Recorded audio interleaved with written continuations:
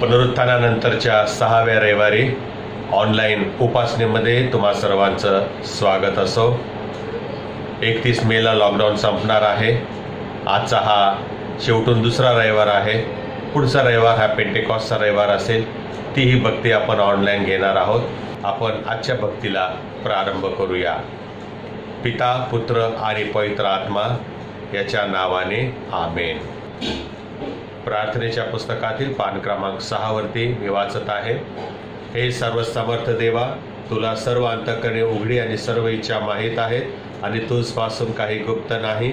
आम्ही पूर्णपणे तुझवर प्रीती करावी व तुझ्या नावाचा महिमा यथायोग्य वर्णावा, म्हणून तो आपल्या पवित्र आत्म्याच्या प्रेरणेने आमच्या मनातील विचार शुद्ध कर। आमचा प्रभू ख्रिस्त याच्याद्वारे आमेन। पान क्रमांक 9 वरील नियमशास्त्राचा सारांश।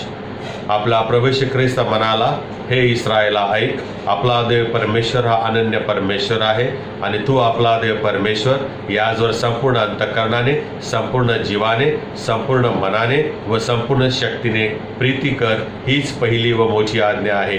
हिच्यासारखी दुसरी एक आहे की तू आपल्या शेजाऱ्यावर स्वतःसारखी प्रीती कर। याहून दुसरी कोणतीही आज्ञा मोठी नाही। या 2 आज्ञावर सर्व नियमशास्त्र व संदेशांचे ग्रंथ अवलंबून आहेत। हे प्रभो, आम्हावर दया कर आणि या तुझ्या सर्व आज्ञा आमच्या अंतःकरणातली असे आम्ही तुला विनवितो। आपण प्रार्थना करूया। देवबापा, आम्ही स्तुती करीतो, धन्यवाद देतो, कारण प्रभू देवबापा, तुझा पुत्र प्रभू श्री ख्रिस्त याचा प्रभू स्वर्गारोहण झालेला आहे आणि त्याच्या स्वर्गारोहणाने आम्हाला जी एक नवी आशा दिलीस की जसा तो वर घेतला गेला तसाच तो पुन्हा येणार आहे आणि जे त्याच्यावर विश्वास ठेवतात आणि त्याच्या वचनाप्रमाणे जीवन जगतात त्यांना तो आपल्यासोबत अनंतकाल राहण्यासाठी घेऊन जाणार आहे। आणि म्हणून प्रभुदेव बाप्पा, त्या स्वर्गारोहणाबद्दल आम्ही तुझी स्तुती करीतो आणि प्रार्थना करीतो। त्या प्रभुदेव बाप्पा स्वर्गारोहणाला अनुसरून आम्ही प्रभुदेव बाप्पा या भूतलावर जीवन जगावे, म्हणून तो आम्हाला कृपा करेल। येशूच्या नावाने आमेन। यावेळेला आपण एक्लेसियाच्या गीत संग्रहामधून गीत क्रमांक 59 हे गाऊया आणि प्रभूच्या नावाला मान, महिमा आणि धन्यवाद देऊया। आहो स्तुती गात।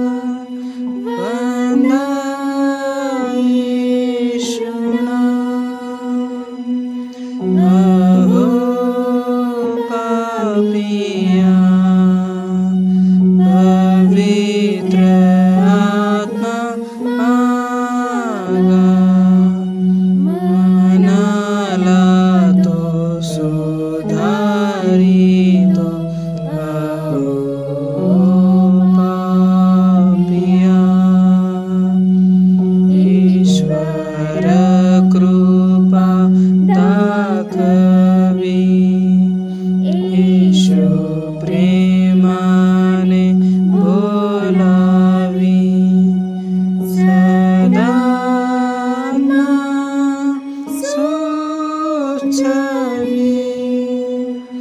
अहो पापिया. यावेळेला मननासाठी जे शास्त्रपाठ घेतलेले आहेत त्याकडे आपण लक्ष देणार आहोत. पहिला शास्त्रपाठ जो आहे तो नवीन करारातून घेण्यात आलेला आहे. प्रेषितांची कृत्य याचा पहिला अध्याय 12 ते 14 ही वचने आपण ऐकूया.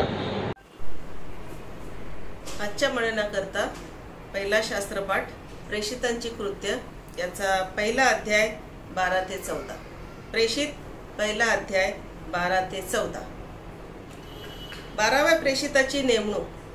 मग यरुशलेमाजवळ म्हणजे शब्बात दिवसाच्या मजलेवर असलेल्या जैतून नामे डोंगरावरून ते यरुशलेमात परत आले आणि आल्यावर ते माडीवर एका खोलीत गेले. तेथे पेत्र, योहान, याकोब, आंद्रिया, फिलिप, थोमा, बर्थलमय, मत्तय, अल्फीचा पुत्र याकोब, शिमोन जिलोत व याकोबाचा पुत्र यहुदा हे राहत होते. हे सर्वजण कित्येक स्त्रिया, येशूची आई मरिया व त्याचे भाऊ यासह एक चित्ताने प्रार्थना करण्यात तत्पर असत. येथे प्रथम शास्त्रपाठ समाप्त होतो. दुसरा शास्त्रपाठ घेण्यात आलेला आहे आणि तो आहे पेत्राचं पहिलं पत्र 4था अध्याय 12 ते 19. यावेळेस आपल्यासाठी वाचन करण्यात येईल. आजच्या करिता दुसरा शास्त्रपाठ पेत्राचे पहिले पत्र अध्याय 4 मधील 12 ते 19 वचन आपण ऐकूया. प्रियजनो हो, तुमची पारख होण्यासाठी जी अग्निपरीक्षा तुम्हावर आली आहे तिच्यामुळे आपणास काही अपूर्व झाले असे वाटून त्याचे नवल मानू नका. ज्या अर्थी तुम्ही ख्रिस्ताच्या दुःखाचे वाटेकरी झाला आहात त्या अर्थी आनंद करा, म्हणजे त्याचे गौरव प्रकट होण्याच्या वेळेसही तुम्ही उल्हास व आनंद कराल. ख्रिस्ताच्या नावामुळे तुमची निंदा होत असल्यास तुम्ही धन्य आहात, कारण गौरवाचा आत्मा म्हणजे देवाचा आत्मा तुम्हावर येऊन राहिला आहे. तरी खून करणारा, चोर, दुष्कर्मी किंवा दुसऱ्यांच्या कामात ढवळाढवळ करणारा असे होऊन कोणी दुःख भोगू नये. ख्रिस्ती ह्या नात्याने कोणाला दुःख सहन करावे लागत असेल तर त्याला लाज वाटू नये.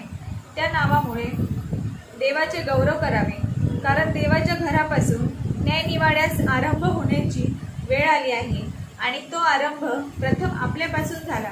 तर देवाच्या सुवार्तेचा अवमान करणाऱ्यांचा शेवट काय होईल? नीतिमान जर कष्टाने तरतो तर भक्तहीन व पापी आपले ठिकाण कोठे मिळेल? ह्यामुळे देवाच्या इच्छेप्रमाणे दुःख भोगणाऱ्यांनी सत्कृत्य करीत आपले जीव विश्वासू निर्माणकर्त्याला सोपवून द्यावे. येथे दुसरा शास्त्रपाठ समाप्त. प्रभू तुम्हास असो. शुभवर्तमान संत योहान यांनी लिहिलेल्या शुभवर्तमानातील 17व्या अध्यायात शुभवर्तमान लिहिले आहे आणि त्याच्या पहिल्या वचनापासून शुभवर्तमानास प्रारंभ होतो. या गोष्टी बोलल्यावर येशूने वर आकाशाकडे दृष्टी लावून म्हटले, हे पित्या, वेळ आली आहे. पुत्राने तुझे गौरव करावे म्हणून तू आपल्या पुत्राचे गौरव कर. जे तू त्याला दिले आहेत त्या सर्वांस त्याने सार्वकालिक जीवन द्यावे, यासाठी तू मनुष्यमात्रावर त्याला अधिकार दिलाच आहे. सार्वकालिक जीवन हेच आहे की त्यांनी जो तू एकच सत्य देव त्या तुला व ज्याला तू पाठवले त्या येशू ख्रिस्ताला ओळखावे. जे काम तू मला करावयास दिले ते समाप्त करून मी पृथ्वीवर तुझे गौरव केले आहे. तर आता हे पित्या, जग होण्यापूर्वी जे माझे गौरव तुझ्याजवळ होते त्याच्या योग्य तू आपणाजवळ माझे गौरव कर. जी मनुष्य जगातून तू मला दिली त्यास मी तुझे नाम प्रगट केले, जे तुझे होते आणि तू ते मला दिले आणि त्यांनी तुझे वचन पाळले आहे. आता त्यास समजले आहे की जे काही तू मला दिले आहे ते सर्व तुझ्यापासून आहे. कारण जी वचने तू मला दिली ती मी त्यांस दिली आहेत. त्यांनी ती घेतली. मी तुझपासून आलो हे त्यांनी खरोखर ओळखले आणि तू मला पाठवले असा त्यांनी विश्वास धरिला. त्यांसाठी मी विनंती करीतो. मी जगासाठी विनंती करीत नाही, तर जे तू मला दिले आहेत त्यांसाठी, कारण ते तुझे आहेत. जे माझे ते सर्व तुझे आहे आणि जे तुझे ते माझे आहे आणि त्यांच्या ठाई माझे गौरव झाले आहे. यापुढे मी जगात नाही, ते जगात आहेत. मी तुझकडे येतो. हे पवित्र पित्या, तू मला दिलेल्या आपल्या नामात त्याच राख, यासाठी की जसे आपण एक आहोत तसे त्यांनी एक व्हावे. हे ख्रिस्ताचे शुभवर्तमान आहे. यावेळेला आपण सर्वजण मिळून प्रेषितांचा मतांगीकार एकत्र म्हणूया.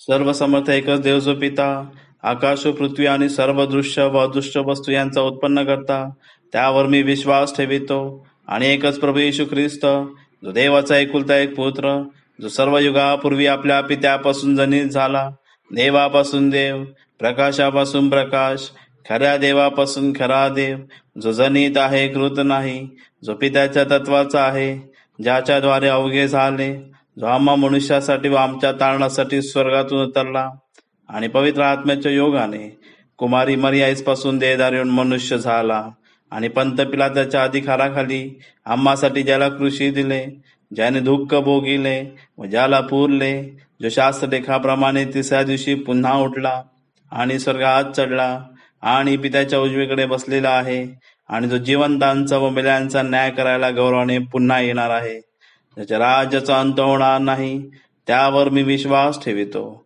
आणि पवित्र आत्मा, जो प्रभू व जीवनदाता, पिता व पुत्र यांपासून जो निघतो आणि पिता व पुत्र यांसही ज्याची आराधना व गौरव होते, जो भविष्यवाद्यांद्वारे बोलला, त्यावर मी विश्वास ठेवितो. आणि एक पवित्र कॅथोलिक व प्रेरित एकलेसियाशी मी विश्वास ठेवितो.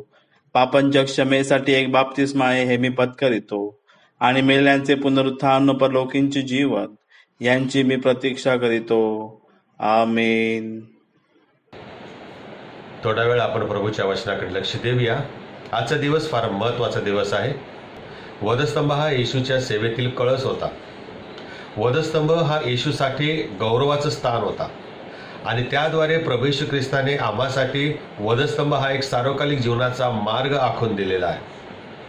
आणि म्हणूनच येशूने म्हटले, योहानाचं शुभवर्तमान आपण वळूया. योहानाचं शुभवर्तमान याचा 12वा अध्याय आणि 23व्या वचनामध्ये फार सुंदर लिहिलेला आहे. येशूने त्यांना म्हटले, मनुष्याच्या पुत्राचे गौरव होण्याची वेळ आली आहे. पहा, वधस्तंभावर जाणं म्हणजे गौरवाची वेळ आहे. वधस्तंभावर जाणं म्हणजे गौरवाचं काम आहे. हे प्रभू येशू ख्रिस्ताने शिष्यांना सांगितले, परंतु ते त्यांच्या लक्षात आलं नाही, त्यांना ते कळलं नाही. वारंवार प्रभू येशू ख्रिस्त त्याच्या शिष्यांना त्याचा मरण आणि त्याचं पुनरुत्थान याविषयी भविष्यवाणी सांगत होता. पुढे काय घडणार आहे हे सांगत होता, परंतु त्याच्या शिष्यवर्गाला ते कळलं नाही. आपण त्याकडे थोडं लक्ष देऊया. वधस्तंभाचं येशूच्या जीवनातील महत्त्व काय आहे. पहिली गोष्ट आम्ही पाहतो की वधस्तंभामध्ये प्रभू येशू ख्रिस्त वधस्तंभावरती मरण पावला आणि त्याद्वारे त्याचं गौरव झालेला आहे. इतिहास आम्हाला सांगतो प्रियानो की जे थोर पुरुष होऊन गेले ते जिवंत असताना, ते सेवा करत असताना त्यांचं महात्म्य जगाला कळलं नाही, परंतु जेव्हा ते मरण पावले त्यावेळेला त्यांचं महत्त्व, त्यांचं स्थान समाजातील लोकांना कळालं आणि मग लोकांनी त्यांना गौरव दिलेला आहे, त्यांच्या सेवा कार्याचा गौरव केलेला आहे, त्यांना संत म्हणून पदव्या दिलेल्या आहेत, उपाध्या दिलेल्या आहेत आणि त्यांच्या सेवेचं त्यांनी गुणगान केलेलं आहे. परंतु ते जिवंत होते त्यावेळेला त्यांना सर्व मानापमानाला सामोरं जावं लागलेलं आहे, निंदेला सामोरं जावं लागलेलं आहे, छळाला सामोरं जावं लागलेलं आहे. पण जेव्हा ते मरण पावले त्यावेळेला त्यांचं महत्त्व आणि त्यांचं मोठेपणा त्यांच्या मृत्यूमध्ये पाहायला मिळतो. जगामध्ये अशा अनेक लोक होऊन गेलेले आहेत. अब्राहम लिंकन, त्यांचे शत्रू देखील जेव्हा अब्राहम लिंकन मरण पावले त्यावेळेला मिळेल की खरोखर हा एक युगपुरुष होऊन गेला. अशा प्रकारे प्रभू येशू ख्रिस्त देखील ज्या वेळेला मृत्यू पावला त्यावेळेला जमादाराने कबूल केले की खरोखर हा देवाचा पुत्र होता. सांगण्याचं तात्पर्य हे आहे प्रियानो की वधस्तंभावरील मरण हे येशूच्या जीवनामध्ये त्याचं गौरव करण्याचं एक स्थान होतं. दुसरा मुद्दा आहे की वधस्तंभ हा येशूच्या कार्याचं पूर्णतेचं प्रतीक आहे.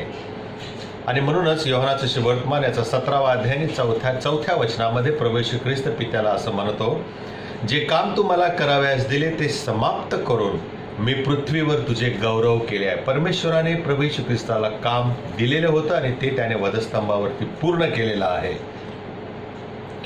मला एक उदाहरण आठवतं एका युद्ध प्रसंगाचं. ब्रिस्टॉल या ठिकाणी घडलेली ही घटना आहे.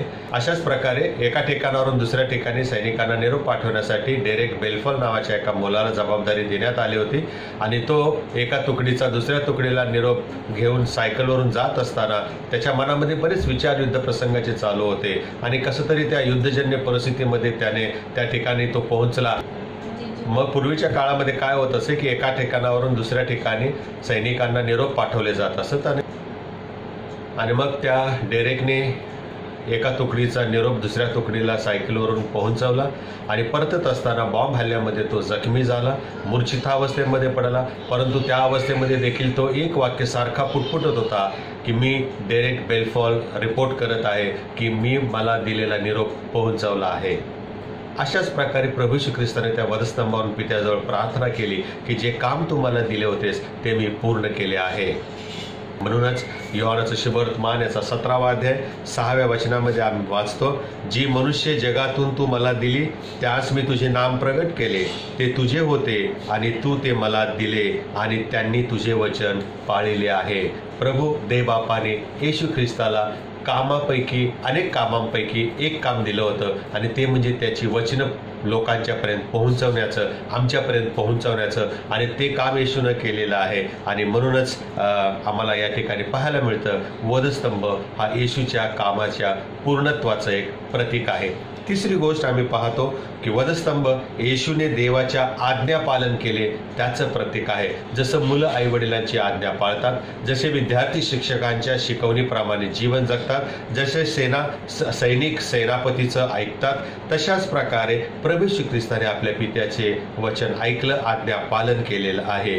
चौथी गोष्ट आम्ही पाहतो वधस्तंभ हा प्रियानो शेवट नव्हता, कारण वधस्तंभानंतर येणार होतं पुनरुत्थान, वधस्तंभानंतर येणार होतं स्वर्गारोहण, आणि अशा दोन महत्वाच्या घटना अजून घडणार होत्या. आणि म्हणूनच वधस्तंभ काही शेवटचं ठिकाण नव्हतं असं आपल्याला पाहायला मिळतं. मनुष्याने येशूला जेवढं होईल तेवढं छळण्याचा प्रयत्न केलेला आहे, छळलं प्रियानो.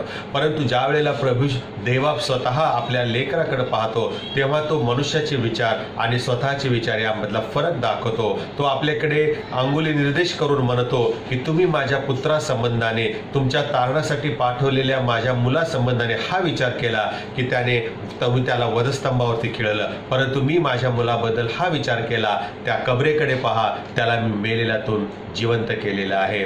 तुम्ही मृत्यूचा विचार करता पण मी जीवनाचा विचार करतो. वधस्तंभ आम्हाला हेच शिकवतो की प्रभू येशू ख्रिस्ताला वधस्तंभावर मनुष्यानं खिळलं, परंतु देवाने त्याला मेलेल्यातून उठवलं. पाचवी गोष्ट आहे प्रियानो, वधस्तंभ हा गौरवापर्यंत जाण्याकरता एक स्वर्गारोहणाची एक पायरी होती. वधस्तंभ हा स्वर्गारोहणाची एक पायरी होता असं आपल्याला या देवाच्या वचनामधून पाहायला मिळतं. जसं एखादा योद्धा युद्धाला जातो आणि विजय प्राप्त करून जेव्हा तो परततो त्यावेळेला तो मोठा जयघोष करत, सगळे लोक त्याच्या नावाचा जयघोष करत त्याला परत आणतात. तशाच प्रकारे प्रभू येशू ख्रिस्ताने या मृत्यूवरती विजय मिळवलेला आहे आणि म्हणूनच तो वधस्तंभावरती मोठ्या आशेने गेलेला आहे की प्रभू त्याला चालवेल. आणि म्हणूनच योहानाचं शुभवर्तमान याचा 17वा अध्याय 5व्या वचनामध्ये आपण पाहतो, तर आता हे पित्या, जग होण्यापूर्वी जे माझे गौरव तुझ्याजवळ होते त्याच्या यावगे तू आपणाजवळ माझे गौरव कर. जसा योद्धा विजयी होऊन परतत असतो आणि विजयाची जयघोषाची तो अपेक्षा करतो जनतेकडून आणि राज्याभिषेकाची अपेक्षा करतो, तशाच प्रकारे प्रियानो प्रभू येशू ख्रिस्ताने देवाजवळ अपेक्षा केलेली आहे की जे माझे गौरव तुझ्याजवळ मी ठेवलेले होते ते तू मला आता पुन्हा दे. देवाची स्तुती असो. आणि मग आम्ही पाहतो पुढे प्रियानो येशूचं स्वर्गारोहण. इफिसकरास पत्र 4था अध्याय आणि 8 ते 11 वचनामध्ये आम्ही वाचतो प्रियानो. त्या वचनामध्ये आम्ही असं वाचतो प्रियानो की प्रभू येशू ख्रिस्त हा हाबेलापासून येशूच्या मरणापर्यंतचे जेवढे संतजन मरण पावलेले होते त्या संतांच्या जीवात्म्यांना सुवार्थ सांगायला तो गेला. त्यांना पृथ्वीच्या अधोभागी कैद करून ठेवण्यात आलेलं होतं. त्या ठिकाणी प्रभू येशू ख्रिस्त गेला आणि त्यांना सुवार्थ सांगून त्याने आपल्यासोबत त्यांना सुखलोकी नेलेलं आहे. उच्च स्थानी त्याने आरोहण केलं असं म्हटलेलं आहे. जर येशूचं स्वर्गारोहण झालं नसतं तर आम्हाला वचनदत्त कैवारी मिळाला नसता, दुसरा कैवारी मिळाला नसता, जर प्रभू येशू ख्रिस्ताचं स्वर्गारोहण झालं नसतं तर प्रियानो आम्हाला सत्याचा आत्मा मिळाला नसता. जर प्रभू येशूचं स्वर्गारोहण झालं नसतं तर पवित्र आत्मा आमच्याकडे येऊ शकला नसता. जर प्रभू येशू ख्रिस्ताचं स्वर्गारोहण झालं नसतं तर पवित्र आत्मा आम्हापर्यंत पोहोचला नसता. आणि म्हणूनच देवाचं सामर्थ्य विजयी ख्रिस्ती जीवन जगण्यासाठी जे आम्हाला हवं आहे ते आम्हाला जर येशू ख्रिस्त स्वर्गी गेला नसता तर मिळालं नसतं. आणि म्हणूनच येशूचं स्वर्गी जाणं अत्यंत गरजेचं होतं. कारण प्रभू येशू ख्रिस्त स्वर्गी गेला नसता तर आम्हासाठी जागा तयार झाली नसती. जर प्रभू येशू ख्रिस्त स्वर्गी गेला नसता तर ज्या ठिकाणी मी आहे त्या ठिकाणी तुम्ही असावं हे वचन प्रियानो अपूर्ण राहिलं असतं. आणि म्हणून येशू ख्रिस्ताचं स्वर्गी जाणं हे फार महत्वाचं आहे. आणि म्हणून येशू ख्रिस्त आमच्यासाठी स्वर्गामध्ये जाऊन मध्यस्थी करत आहे. आमच्यासाठी तो प्रभूजवळ रदबदली करत आहे, विनंती करत आहे आणि आमच्यासाठी तो जागा तयार करत आहे. देवाची स्तुती असो. आणि असा हा जर प्रभू येशू ख्रिस्त स्वर्गी गेला नसता तर आमच्यासाठी मध्यस्थी करणारा मुख्य याजक स्वर्गामध्ये कोणी नसता प्रियानो. आम्हासाठी जागा तयार करणारा स्वर्गामध्ये कोणीच नसता प्रियानो. आणि म्हणूनच कोणीतरी असं म्हटलेलं आहे की पुनरुत्थान आणि स्वर्गारोहण हे एकत्रितरित्या देवाचं गौरव करतात. पुनरुत्थानाच्या द्वारे देवाचं गौरव झालेलं आहे, स्वर्गारोहणाच्या द्वारे देवाचं गौरव झालेलं आहे. पुनरुत्थानाच्या द्वारे आणि स्वर्गारोहणाच्या द्वारे येशूचं गौरव झालेलं आम्हाला पाहायला मिळतं. आणि हे दोन्ही गोष्ट पुनरुत्थान हे स्वर्गारोहणाचं मूळ आणि उगम स्थान आहे. जर पुनरुत्थान झालं नसतं तर स्वर्गारोहण झालं नसतं प्रियानो. आणि म्हणून प्रभू येशू ख्रिस्त मेलेल्यातून उठवला जाणं अत्यंत गरजेचं होतं, आवश्यक होतं प्रियानो. आणि म्हणून पुनरुत्थान हे स्वर्गारोहणाचं मूळ आणि उगम स्थान आहे. आणि स्वर्गारोहण प्रियानो जे आहे हे पुनरुत्थानाचं मुकुट आहे. कारण जर पुनरुत्थान झालं नसतं तर स्वर्गारोहण झालं नसतं. आणि म्हणूनच प्रियानो पुनरुत्थानाने येशूचं स्वर्गीय जीवन सुरू झाले आणि स्वर्गारोहणाने प्रभू येशू ख्रिस्त स्वर्गी जाऊ शकलेला आहे. शेवटची गोष्ट आहे प्रभू येशू ख्रिस्ताच्या स्वर्गारोहणाच्या द्वारे मनुष्य मात्राला 3 गोष्टी मिळाल्या. पहिली गोष्ट आहे मृत जे प्रभूमध्ये मरण पावलेले होते त्या सर्वांना उठवलं गेलं. दुसरी गोष्ट आहे त्यांना उच्चस्थानी नेण्यात आलं. आणि प्रभू येशू ख्रिस्त पुन्हा वैभवाने येईल त्यावेळेला तो हे आत्मे आपल्याबरोबर पुन्हा आणणार आहे. आणि तिसरी गोष्ट आहे प्रभूच्या स्वर्गारोहणाच्यामुळे मनुष्यांना दाने मिळालेले आहेत. आपण जर पाहिलं 8 आणि 11 वचन त्यामध्ये असं म्हटलेलं आहे की देवबापाने आम्हाला प्रेषित होण्याचा, भविष्यवादी होण्याचा, सुवार्तिक होण्याचा, मेंढपाळ होण्याचा, शिक्षक होण्याचे दाने आम्हाला दिलेले आहेत. आणि अशा प्रकारे स्वर्गारोहण हे आम्हासाठी खरोखर आशीर्वादाचं एक स्तोत्र आहे. आणि म्हणूनच येशूचं स्वर्गारोहण हे आमच्या गौरवाचं शेवटचं स्थान आहे प्रियानो. येशूचे स्वर्गारोहण हे आमच्या गौरवी शेवटाचं प्रतीक आहे. एके दिवशी जसं प्रभू येशू ख्रिस्ताचं स्वर्गारोहण झालं तसंच आमचंही स्वर्गारोहण होणार आहे. प्रभू येशू ख्रिस्त आम्हाला घेऊन जाण्यासाठी येणार आहे. आणि म्हणून प्रभूचं स्वर्गारोहण होत असताना दूत अवतीर्ण झाले आणि म्हणाले, अहो गालिलकरांनो, तुम्ही आकाशाकडे काय पाहत उभे आहात? जसा तो वर घेतला गेला तसाच तो पुन्हा येणार आहे. होय प्रियानो, तुम्हाला आणि मला घेऊन जाण्यासाठी प्रभू येशू ख्रिस्त पुन्हा येत आहे.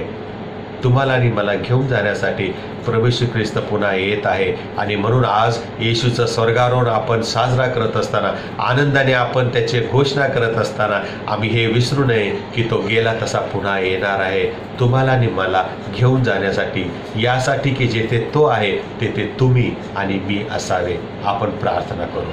प्रभू, आम्ही स्तुती करतो, धन्यवाद देतो. तू आमचा महान प्रभू आहेस. प्रभू येशूचं मृत्यू, प्रभू येशूचं स्वर्गारोहण, प्रभू देवाप्पा आम्ही तुझी स्तुती करतो.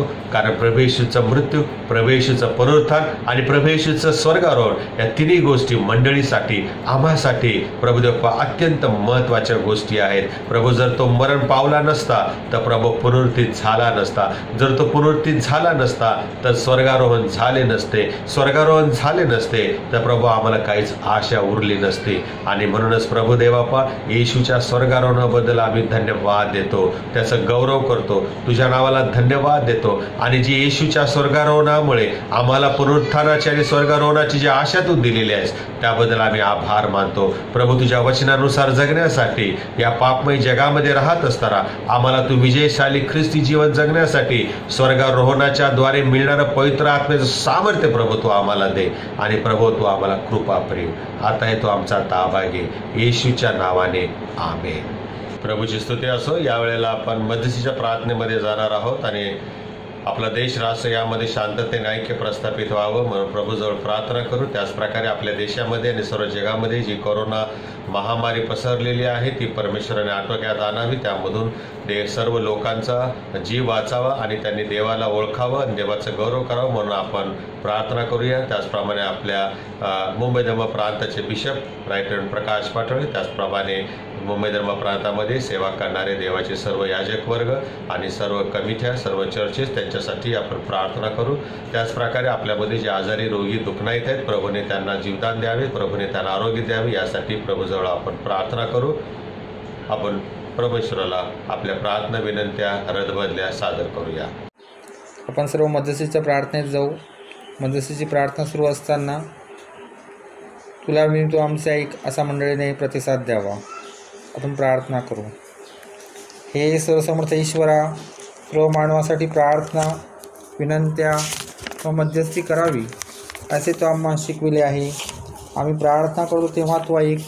तू प्रसन्न होऊन आपल्या सार्वत्रिक एक्लेसियाला सत्याच्या, ऐक्याच्या व एकात्मतेच्या आत्म्याने सदैव प्रेरणा देत असावे म्हणून तुला विनवितो आमचे ऐक. हे जगत चालका, ते तुझे पवित्र नाव पत्करितात त्या सर्वांनी तुझ्या पवित्र वचनाच्या सत्याशी सहमत असावे आणि ऐक्य व ईश्वराची प्रीतीत राहावे म्हणून तुला विनवितो आमचे ऐक.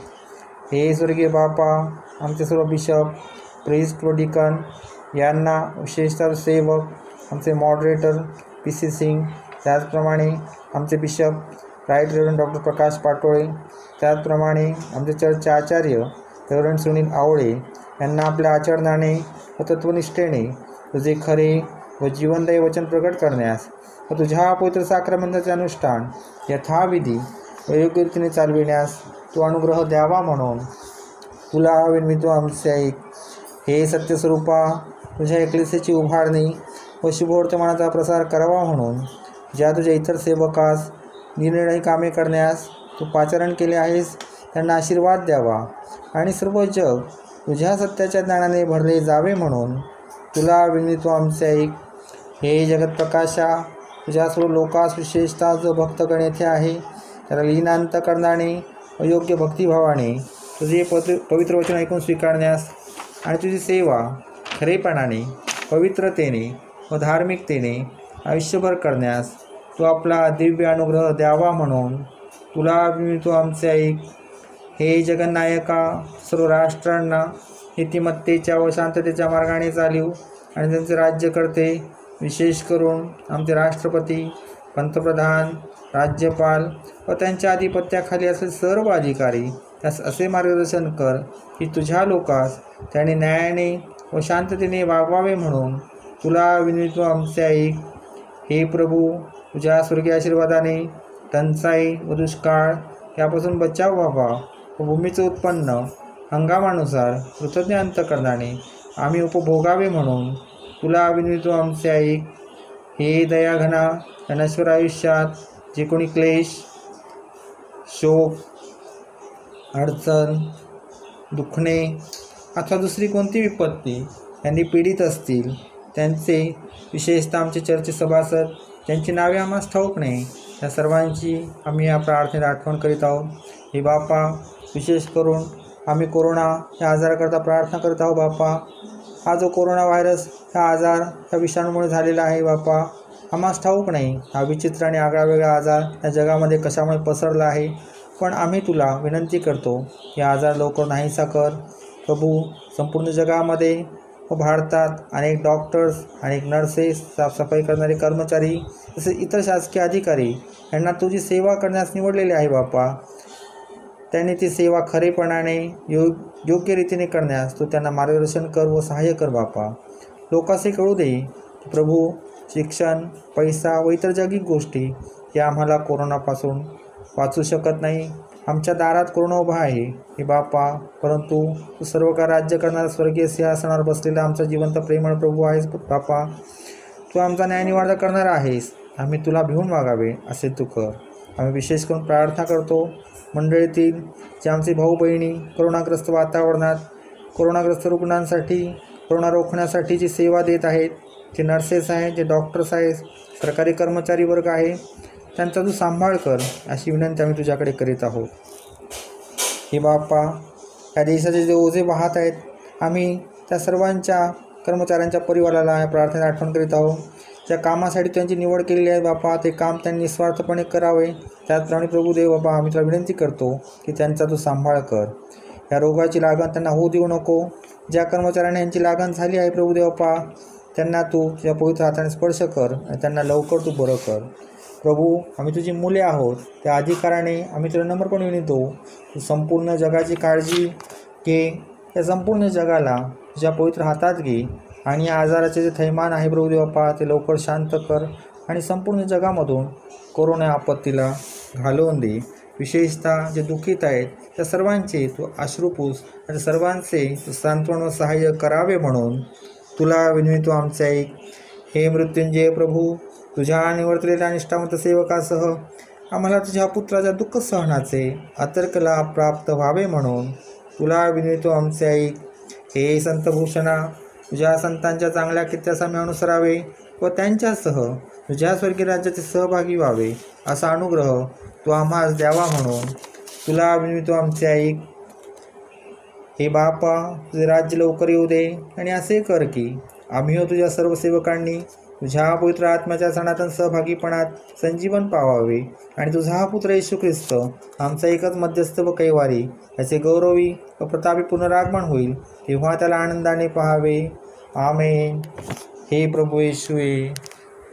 देवाच्या गौरवासाठी आपण यावेळेला गीत गाऊ. गीत क्रमांक 470, ख्रिस्तार्पण मस्तो अवघे ख्रिस्तार्पण मस्तो. आणि हे गीत होत असताना आपण आपली दाने आणि अर्पणे प्रभूच्या भांडारामध्ये अर्पण करूया.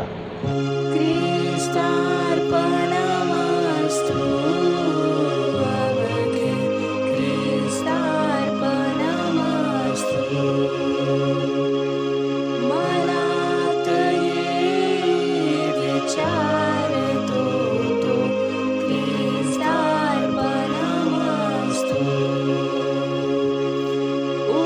उच्चाराचा प्रवाह सगळा ख्रिस्तार्पणमस्तु.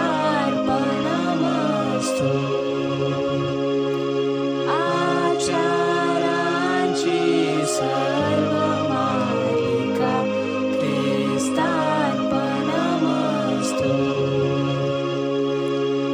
मी पण माझे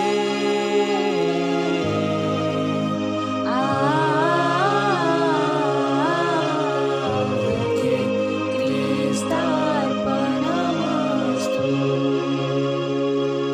ख्रिस्तार्पणमस्तु अवघे ख्रिस्तार्पणमस्तु.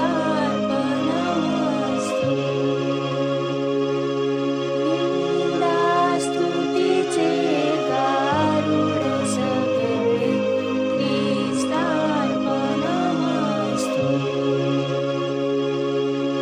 मान घडो अपमान घडो तो ख्रिस्तार्पणमस्तु. जगणे मरणे व्यर्थ कल्पना ख्रिस्तार्पणमस्तु. जग हे सारे